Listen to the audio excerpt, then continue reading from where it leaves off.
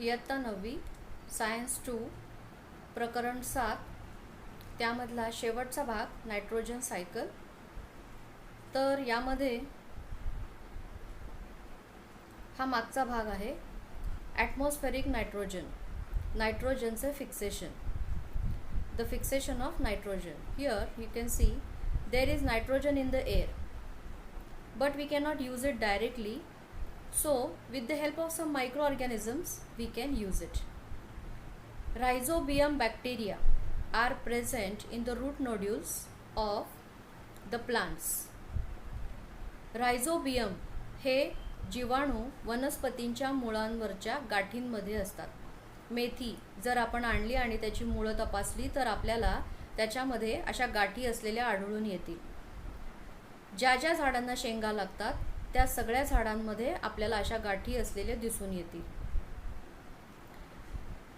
जमिनीमध्ये असलेल्या मातीमध्ये असलेल्या ॲझोटोबॅक्टर ही जीवाणूंची प्रजाती सुद्धा हे काम करते।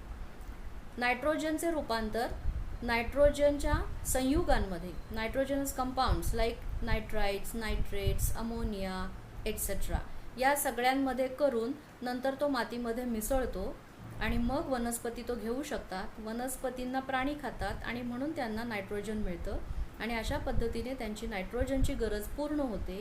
ह्या प्रक्रियेला नायट्रोजन फिक्सेशन, नायट्रोजनचे स्थिरीकरण असे म्हणतात।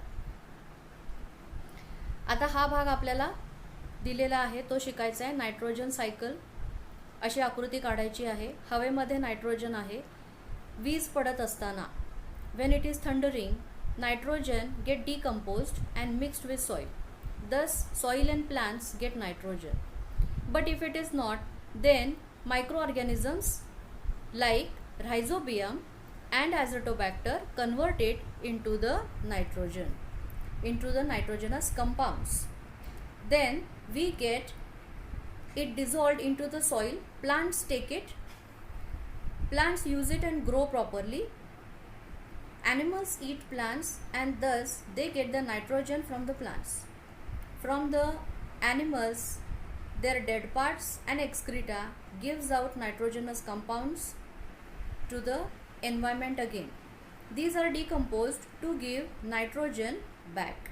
In this way the nitrogenous cycle is completed. Then the process of nitrogen fixation. How is it carried out? There is 78% of nitrogen present in air but we cannot use it. जवळजवळ 78% nitrogen हा हवेमध्ये उपलब्ध असतो पण तो आपण वापरू शकत नाही।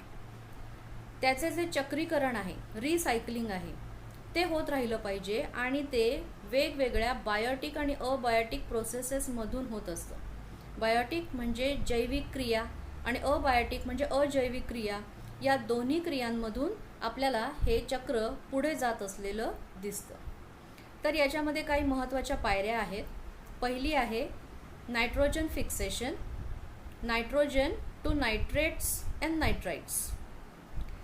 Nitrogen fixation is what? Nitrogen from atmosphere is taken, it is converted into nitrates and nitrites with the help of two processes that we have seen in the first slide.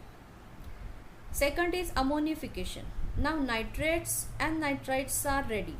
Those are converted into ammonia and that is done with the help of dead remains of plants and animals and their excreta. Third process is nitrification. Now from ammonia it is again converted into nitrite. That is what nitrification. So ammonia is converted to nitrate and then to nitrate, nitrite and then nitrate. Last process is denitrification. Now it is the nitrogen is going from one by one next process. So ultimately it has to be converted into nitrogen again. This is the process. So nitrogen compounds like given above, ammonia, nitrite, nitrates are decomposed and again gaseous nitrogen is given out in the environment. Thus the nitrogen cycle completes. मराठीमध्ये हेच बघूया आपण। नायट्रोजनचे स्थिरीकरण ही पहिली गोष्ट आहे। तर नायट्रोजन हवेमधून घेतला आणि वेगवेगळ्या क्रियांमार्फत त्याचे नायट्रेट आणि नायट्राईटमध्ये रूपांतर केले जाते. मग याच पदार्थांचे अमोनीकरण ही दुसरी प्रक्रिया आहे. त्यामध्ये सजीवांचे अवशेष, उत्सर्जित पदार्थ यांचे विघटन होऊन अमोनिया मुक्त होतो. नायट्रीकरण त्याच्या पुढची प्रोसेस आहे. अमोनियाचे नायट्राईट आणि नायट्रेटमध्ये रूपांतर होते आणि सगळ्यात शेवटी विनायट्रीकरण म्हणजे नायट्रोजन त्याच्या संयुगामधून मुक्त करून हवेमध्ये सोडला जातो.